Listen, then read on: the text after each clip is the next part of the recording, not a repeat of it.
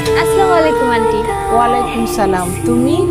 আমি বাড়িওয়ালার মেয়ে, ওই যে চাবি দিতে এসেছিলাম। ও আচ্ছা আচ্ছা, আসো মা আসো, ভিতরে আসো। সারাদিন গুজগাছ করে মাত্র সারলাম, অনেক কাজ ছিল ঘরে। বসো মা। আপনাকে দেখে বোঝা যাচ্ছে অনেক ক্লান্ত হয়ে গেছে। আচ্ছা আন্টি, একটা কথা বলি। হ্যাঁ বলো। আন্টি, আসলে আমার তো মা নেই। আমি যদি আপনাকে মা বলে ডাকি, আপনি কি রাগ করবেন? আরে পাগল মেয়ে, কেন রাগ করবো? বলো, তুমি আমাকে মা বলেই ডাকো।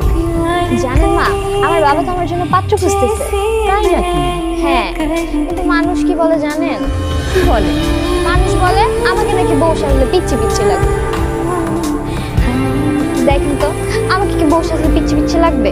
মোটেও না, তুমি তো দেখতে অনেক কিউট, অনেক সুন্দর। তুমি বউ সাজলে খুব ভালো লাগবে তোমাকে। আচ্ছা মা,